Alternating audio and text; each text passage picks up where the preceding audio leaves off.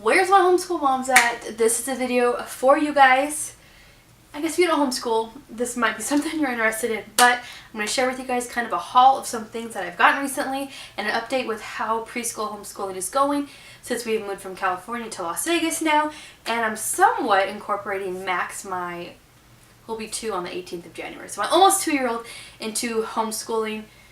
Very little, but I'm starting, so let me show you my haul and a little bit of an update.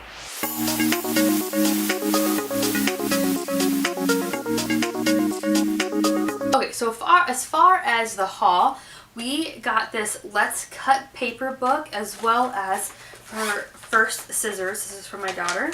And Lily will be 4 in May, just so you guys know. So she has these cute little scissors here, and then she has this book. And this book is fun because it just goes through and has like this gray area of where they are to cut. And it's pretty cool because the first couple pages just got her used to cutting. But now she cuts things and then they turn into like a puzzle. So she'll cut the paper the way it says, and then she kind of has to put it together, and it makes it almost like a puzzle. So it's a little additional fun besides just cutting. There's kind of like a little activity after she cuts. So she has been really enjoying this. So the last, I would say, few months, but longer than that, but for some time now, we've been working on a book called Dot to Dot for Tots. And I got her these specific like pencils that were like, it's like a triangle shape, so it's easier for her to hold. So we were really working on how she was holding her pencils and then tracing stuff. So this book was really cool because it just had different things she could trace, different pictures and whatnot. And it was really cool watching her going from like trying to like at the very end I could just hand it to her and she can do it herself. And she traced like a champ. So we just finished that book, so I thought this was the perfect time to move on to this letter tracing and number tracing book. So I picked these up on Amazon. It's called Lots and Lots of Letter Tracing, and then lots of fun number tracing. And it says ages 3+, and it just shows you can do the capital and the little letters, and it has all the letters, and it has like a picture that goes with it. So L is for lion, and you trace them all. And what I like about this, and the reason I specifically picked this, is she really can't write it herself. She needs to trace the letters. So what I like is that it's a full page of tracing the letters. We're not having just an empty one for her to try and write it herself.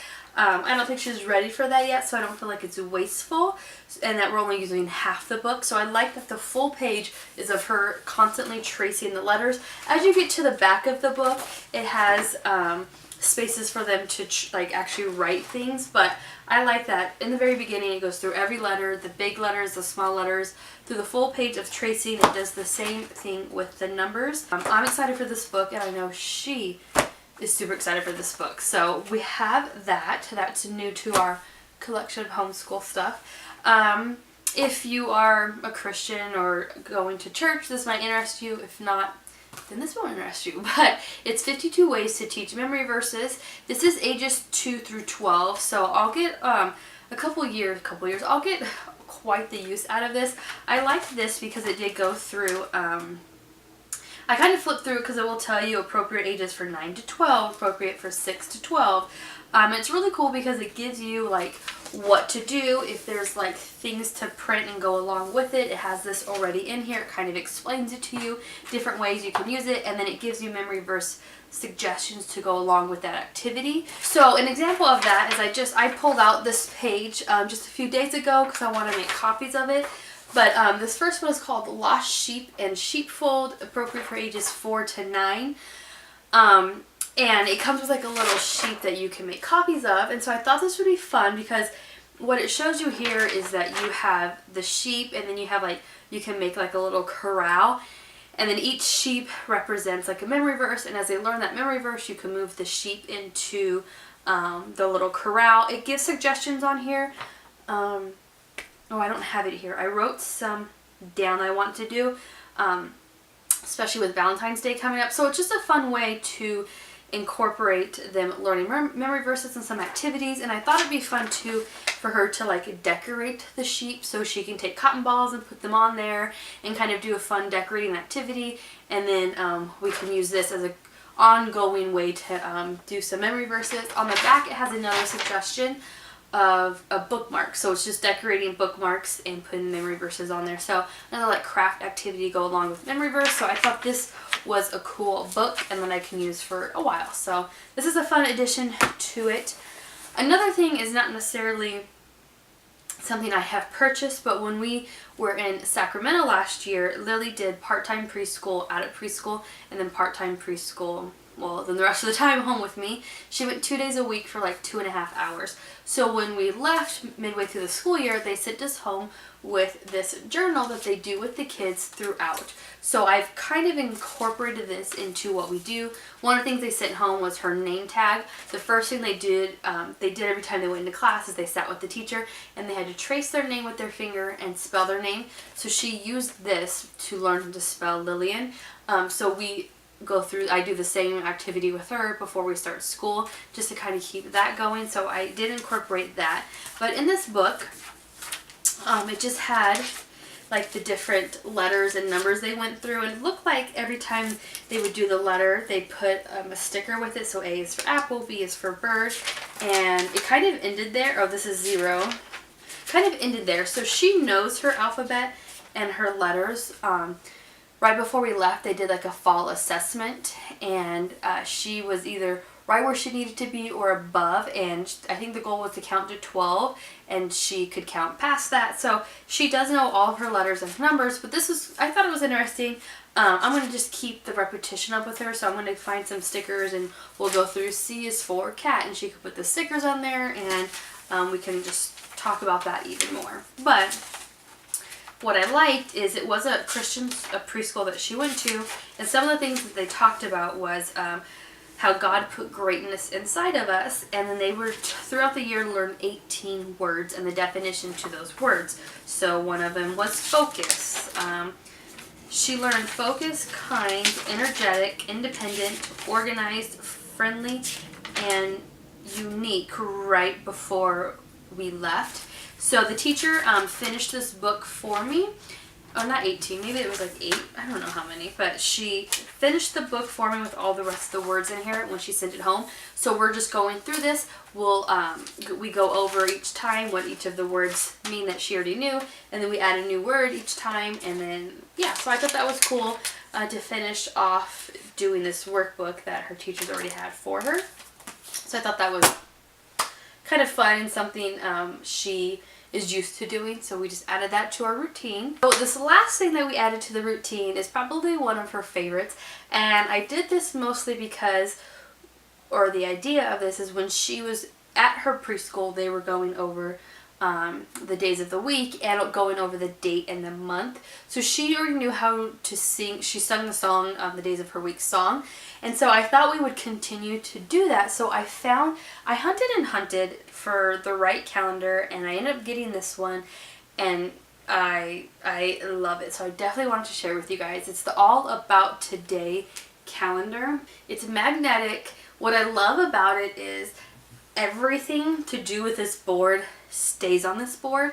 There were a lot of things that I saw where they were magnetic, but the extra pieces you kind of had to keep separate in a bag or in a container separately, and I liked that it's all just right here. I can hang it, and everything I need to do this is all right here. So what I've also incorporated with this is I found a month of the year song on YouTube.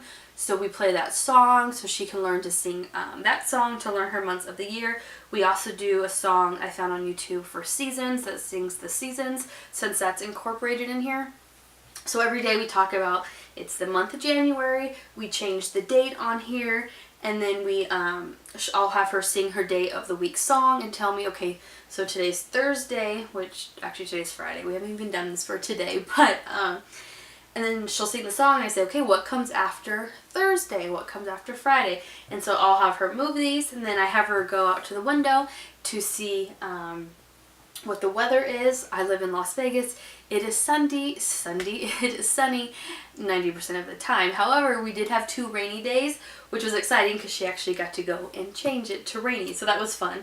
And then we know this season is winter. So after we do the calendar is when I play the song and the songs of the month of the year and the seasons. And she's loving this, and so am I. So as far as an update on what our schedule looks like in homeschooling, we kind of start homeschooling around like 9:30, and honestly, it's maybe at this age like 45 minutes, if that, honestly. And I kind of, and depending how that day goes, I may do a little bit later on. I'll lay Max down to nap like 15 minutes before Lily, and we'll spend those 15 minutes going over something more in depth. But most of the time, we just do 30 to 45 minutes in the morning. And what that kind of looks like is, because I've now have tried to incorporate Max into it, I do want to say that this video is just a video showing you what I do with my kids. Your kids may do more or less than what we do. An example of that is my son is going to be 2, and my daughter by this age knew a lot more than what he knows, and he shows no interest in it, doesn't really care, and just doesn't do it. Where Lily, even at this age, loves homeschooling. She loves school. She asks me all day, every day, can I do schoolwork? Can I do schoolwork? And she gets upset if she can't do schoolwork. She gets excited when we get new things. And she's always loved schoolwork, working with stuff, and she catches on really quickly. Max could care less. So most of what I'm doing with him is really to get him to listen, to follow directions, to take a second to like sit in a seat and do what mommy says, and work on like the behavior listening side of things, and hope that he picks up on like the color blue or whatnot. So what I do is we set them both at the table. I give Lily her name tag, she does her name, and then while I'm working with Max is when she did her dot-to-dot tracing, or when she does her scissors, or now she'll start to work on her tracing books. This is easy for her to do without me. What I'm also trying to work with her is just a little independent work, because she constantly wants to be like, Mom, look what I'm doing, or ask me questions, and I really want to use that time of when I'm working with Max. I know this is something she could do by herself, and she needs to learn to do it by herself. So I use that time. I work with Max. She does something on her own. And with Max, all I'm doing is teaching him colors and animal sounds, and just to listen to Mom. Sit there for 5 minutes and listen to what I have to say, and try to get him to interact with me. I mean, it's working. And I'm enjoying it. I really am. So as soon as he's had enough, and I've had enough with him, I transition him to what's called blanket time. I lay a blanket out in the living room. I sit him on there. I give him a basket of toys, and he's to sit there and play quietly while I finish schoolwork with Lily. And it works great, honestly. The first 2 days, or the first 2 days, he like day 2, he's just sat there and looked at me and cried most of the time. The first day he kept getting up, but honestly by day 3 I laid the blanket down, he walked over there, sat right down, I brought a basket out, and he knew what to do, and he sat there and played. If you follow me on Instagram, I did a couple Instagram stories a couple days in a row showing you blanket time, and it's really worked. He will sit there quietly now and play with his toys while I am working with Lily. I didn't want him running around the house, because I didn't want him getting into things and me having to stop with Lily and take care of him. I didn't want him to be loud and disrupting what we were doing, and I really wanted to just teach him to kind of listen behavior wise, and just get him used to, this is what you have to play with, you sit here and do that, and it's really working. When I do play the songs for Lily for the months of the year and the seasons, he loves it. He'll sit there and watch them, he enjoys them, and I really like this kind of system that we are doing with both of them. I'm really enjoying it. When we are done with homeschool, I turn on some kids worship music, and both kids love it. There's about 4 or 5 songs in the playlist from a YouTube channel. I think they're called Listener Kids, but I'll leave it linked below if you're interested.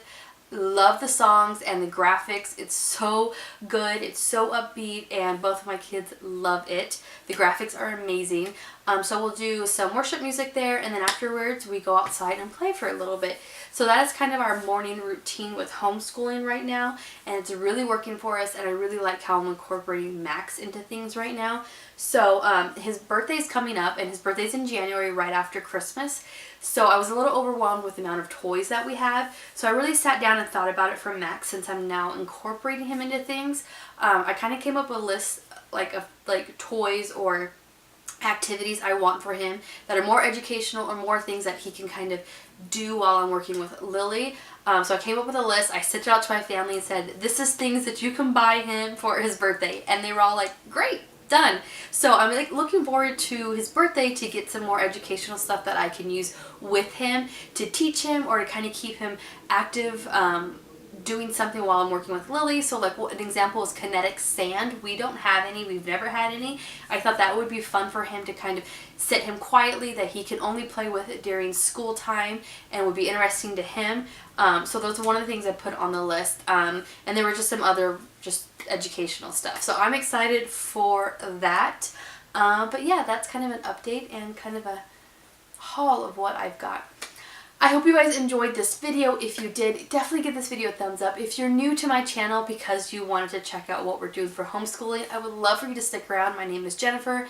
My daughter is 3.5. She will be 4 in May, and my son is just about to turn 2, and we live here in Las Vegas, Nevada. We're about to buy a house. There's a lot of discussion on a third baby, so I think there's a lot of big plans for us in 2018, and I would love for you to follow along in our journey of things. But that is it for today's video. The kids should be up from their nap soon. I need to go get a few things done, so I will see you guys in my next video. Bye!